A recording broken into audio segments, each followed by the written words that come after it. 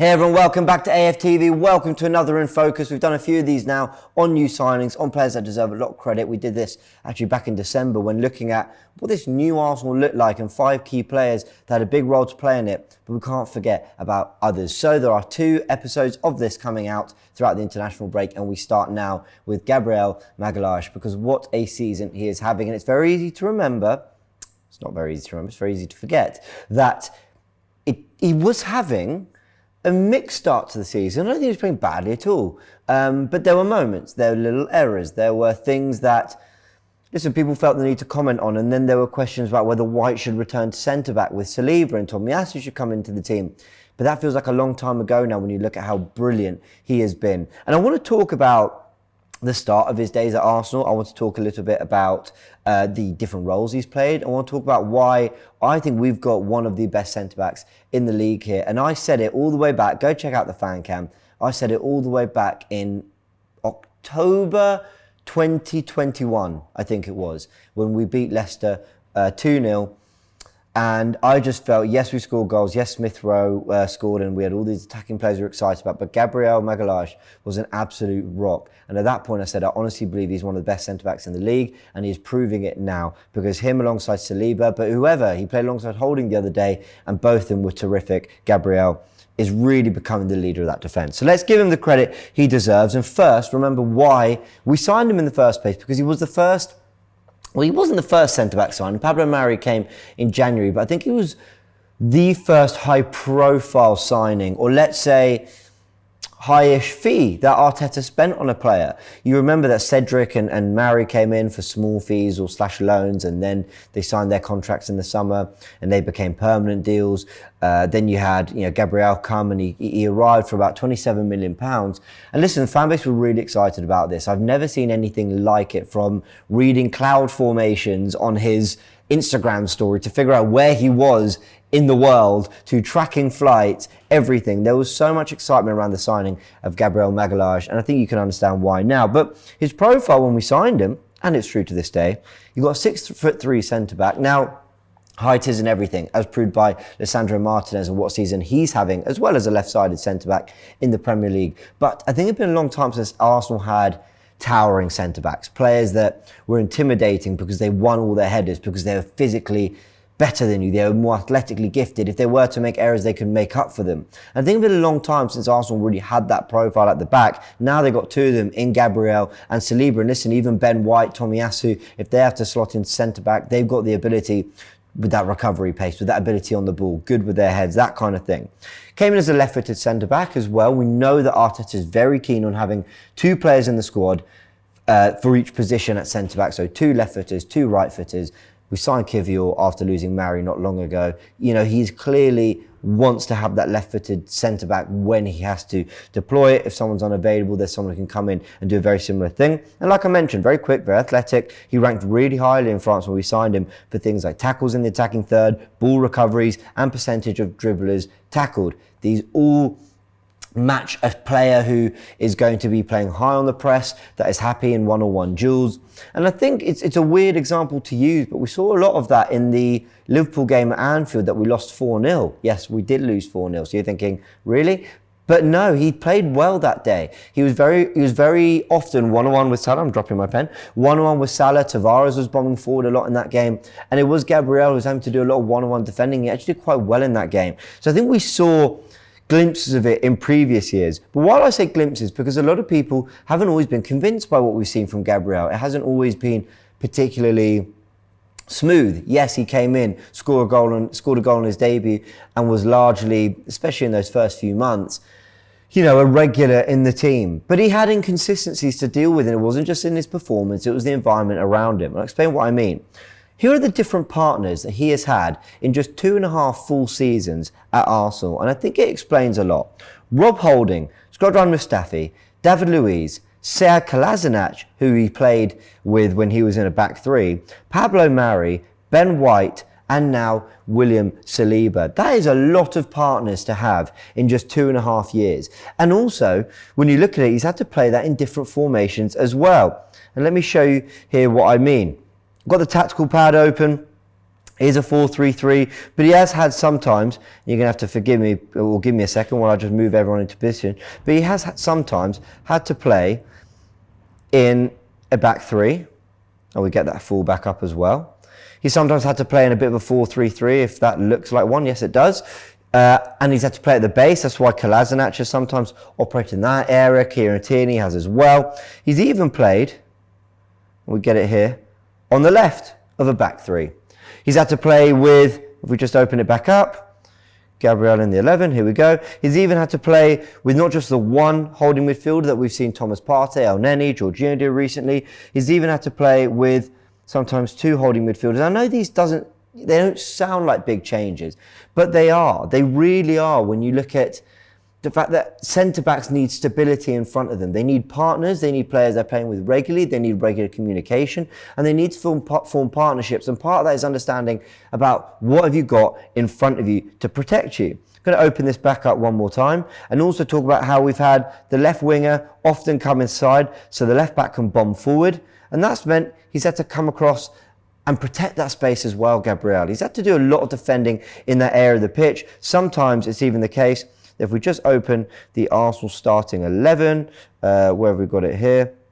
Let's just, yep, the Arsenal starting 11. Zinchenko is often coming into midfield, as we mentioned so many times, which means he's now had Zinchenko to play off in that area rather than Granit Xhaka, who sometimes drop back as well. We even see that when Saka comes into more central areas, Ben White overlaps, and you're literally leaving two centre-backs there to do the work between them. I mean, there is so much responsibility and pressure put on the centre-backs to cover large areas, to be very intelligent, knowing when to press, knowing when to sit back, knowing when to cover wide, knowing when to be more tucked in, and then adapting to the left-backs and the positions they've got around them, because the front 5, 6, whatever you want to call it, of Arsenal is so fluid that actually there's a lot of responsibility put on Gabriel and Saliba. And I just want to give them that credit, because stability, as I mentioned just before, is crucial for centre-backs. And actually, while there is stability maybe in terms of the 11 that is put out this season, there isn't in terms of always what goes on in front of them. They really have to be good at reading the game and responding to certain situations. And I think Gabriel and Saliba have done that really, really well, despite the fact that at home we have been a little bit leaky in terms of conceding goals. But I don't think people are really blaming Gabriel and Saliba for that. It tends to be more of a team thing at home, whereas away from home, incredibly consistent. Now, I want to also, when I talk about inconsistencies, give him this benefit of the doubt. In the 21-22 Premier League season, as you can see there, he started 35 of the 38 Premier League games. Now, those 35 came in the last 35. In the first 3, he didn't play because he actually had an injury, came back, and then wasn't ever present, as he has been this season as well. A complete and utter ever presence for Arsenal. Always turned to, always started in the Premier League, and never injured, touch wood. And that is a massive thing, because he has had injuries, he has had moments, he has had to go off in certain games, but largely he is always there to start games, and that is a massive, massive thing for Arsenal. But when you look at the season before, again, £27 million signing, a player that everyone's really excited about, a player that Arteta was going to depend on. Pablo Mari actually wrestled him quite well for his place in the team. There were moments where me included were saying, you know what? Pablo Mari deserves his place in this side because he's playing really well, and Gabriel is going to have to work a little bit harder for it. And in those Premier League games, you saw him start 22 out of the 38 in the 2021 season. Again, no solid centre-back partnership. Arteta learning a lot about what he wants, about what he needs. And it took a little while for Gabriel to really cement that place. But from last season and through to, when we're so far into this season now, he has done a really, really great job. And I wonder whether the role he's had in the team, the role that Arteta deployed him in, is something that he has planned for. Now, that might sound like a obvious thing to say. Yes, he probably has planned for it. But let me show you these average positions from a 3-4-3 that we saw when Arsenal beat Chelsea 3-1 at Stamford Bridge in, I want to say, April, May of 2021. We went to Stamford Bridge, we weren't in good form, we won 1-0. Now, we played with a back 3 in that game, and what was really interesting about it was Pablo Mari was in that side as well in the back 3, and it was Mari who started as the centre of the 3 centre-backs. You would think it'd be Gabriel. He's got more attributes for it. He has played in that role earlier in the season. But actually, he played him as the left centre-back, which I think shows you that from that moment, Arteta wanted to get Gabriel, starting to get used to covering those kind of left centre-back, left-sided areas as the left-sided player were to get more forward, or as we're seeing with Zinchenko, come into midfield. So when I look at that, it does make me wonder whether this is something that Arteta's planned for earlier and had an idea as we came to the end of the 2021 season and he was gearing up and getting ready, nothing else to play for, out of the Europa League, getting ready for what was to come in the new season, whether he wanted to start getting Gabriel used to those roles as well. So we've talked a lot about his positioning, we've talked about his defensive brilliant. So we're going to talk a little bit more about that in a second, but I also want to talk about his goal scoring ability. Now, this is a massive thing. I mentioned the debut goal against Fulham, ball into the box. I think was it Willian? I think it was Willian who crossed it in to his Brazilian teammate. There was Gabriel with his head, leaped highest and nodded it, through the goalkeeper's legs. And it was a good goal. And look, it was a sign of things to come because goal scoring has been something that Gabriel has excelled in since arriving at Arsenal. And you don't turn to centre-backs for goals, but you turn to everyone in the squad to sometimes bail you out from set pieces or do something to help you, because sometimes teams are hard to break down. Sometimes a low block, there isn't a way forward. Sometimes your forwards aren't in good form. Sometimes your striker hasn't got his shooting boots. Sometimes you need a different way of hurting the opposition. And Gabriel has 100% provided that. Last season, he was the highest scoring centre-back in the Premier League with 5 goals. Goals from set pieces, headers, and big ones, by the way, against West Ham, against... I say big ones. I've just, a winner against Fulham this season, for example. But there are other examples. I'm now struggling to remember all the goals he's scored. But he has stepped up with some big goals. You think the Europa League in his first season, when it was a bit, tight, touch and go, 1-1 with Olympiacos, pops up with a big header. And I know I'm missing some obvious ones, so put them in the comment section below when Gabriel has had big goals. But even this season, as I mentioned, no centre-back has more goals this season. I believe Ben Mee has matched him for 3 in the Premier League. But again, look at them. The opening goal against Fulham, we just had a goal disallowed, still 0-0. You could easily get deflated, pops up with a big goal. Oh, scored against Leicester last year. I've just remembered that as well. Again, puts us 1-0 ahead. And the Fulham winner as well. He loves scoring against Fulham, doesn't he? Mentioned 3 times now. The Fulham winner in the 88th, 89th minute, that puts Arsenal on a 4th win in 4 games at the start of the Premier League and started this really great run that we've been on since the start of the season. And that puts him on 11 goals in 108 games for Arsenal. So that is better than a goal every 10 games.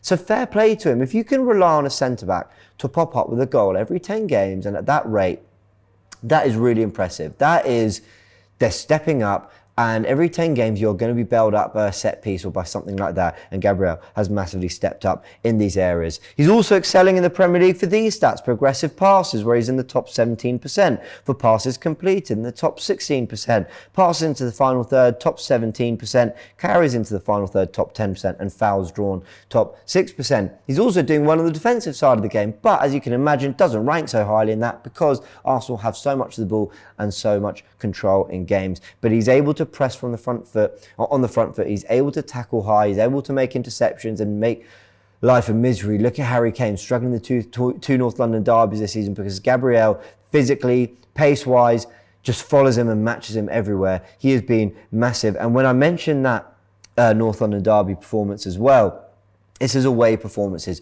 away at Leeds earlier this season. Maybe a little fortunate, well, wasn't great on one of those penalty decisions that ended up going our way. But other than that, really pretty much faultless away from home. Really, really good against Fulham. Away at Everton. Lots of one-on-one defending to do at Villa. Came through that. The North London derby, as I mentioned. Stamford Bridge, absolutely immense in that game too.